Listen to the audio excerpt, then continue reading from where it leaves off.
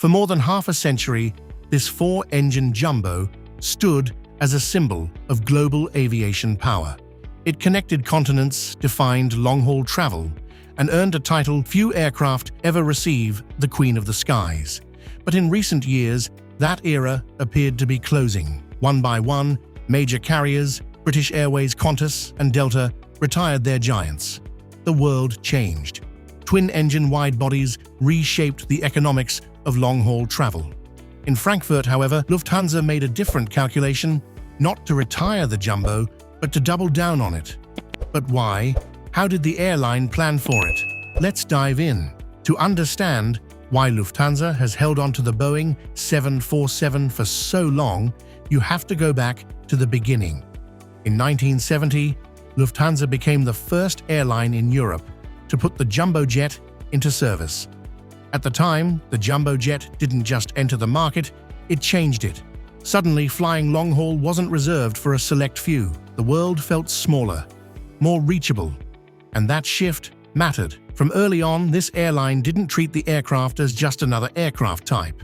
It became the backbone of its long-haul operation. Over the decades, the airline flew nearly every major variant, from the early 747-100 and 200 to the hugely successful variant 400. The aircraft became closely tied to Lufthansa's identity, big, capable, and built for intercontinental reach. Then came 2012. By that point, many carriers were already planning their exit from the jumbo era. Four-engine aircraft were falling out of favor, and efficiency was the new priority. But the German national carrier made a different call. It became the launch customer for the variant -8 Intercontinental, the final and most advanced passenger version of the type. That move stood out. While others were saying goodbye, the airline leaned in. The -8 Intercontinental wasn't seen as a nostalgic holdover. It was viewed as a refined, modern flagship that could still play a strategic role. In fact, no airline ordered more of this variant than Lufthansa, reinforcing its position as one of the type's most committed operators. But why is Lufthansa still flying the 747-8 when much of the industry has already said goodbye to four-engine giants? The answer isn't nostalgia, it's timing and pragmatism.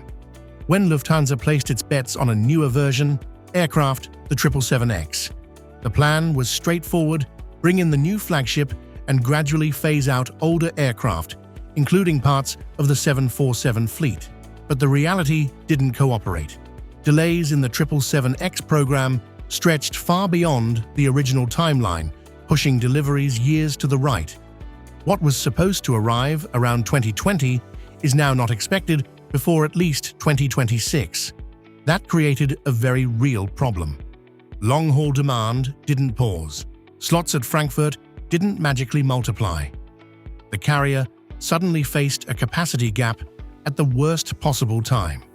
Retiring the jumbo early would have meant shrinking its presence on some of its most important routes or scrambling to source lift at short notice, which is rarely cheap.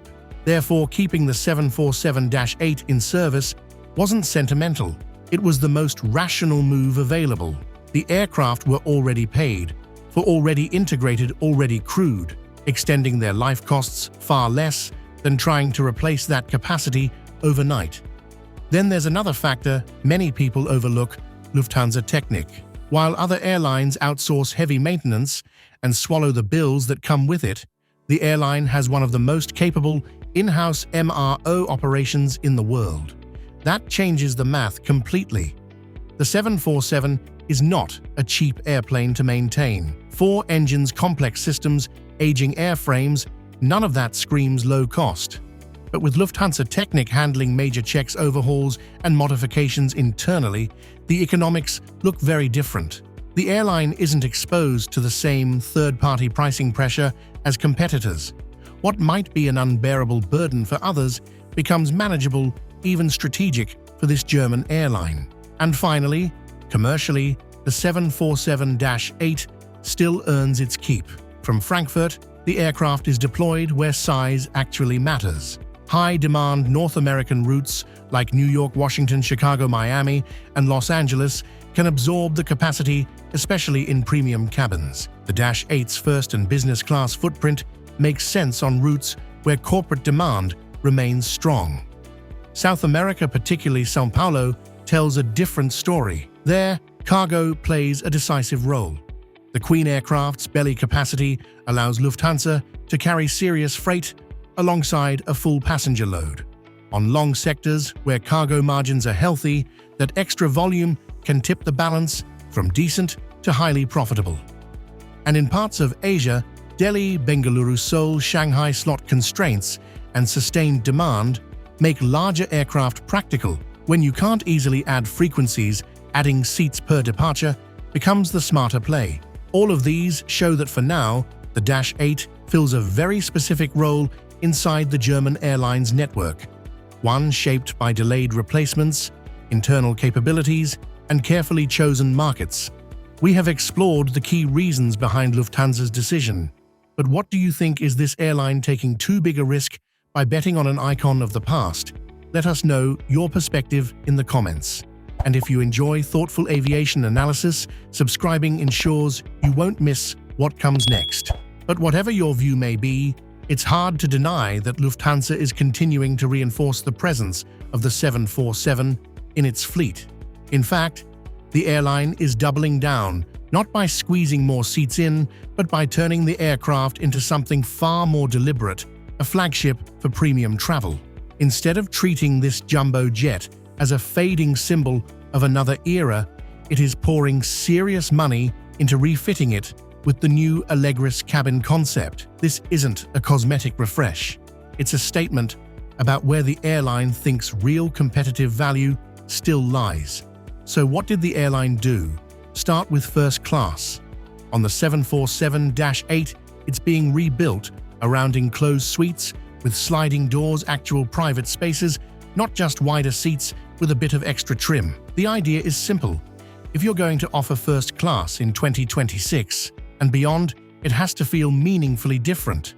Fully flat beds, large personal screens, refined finishes, the works.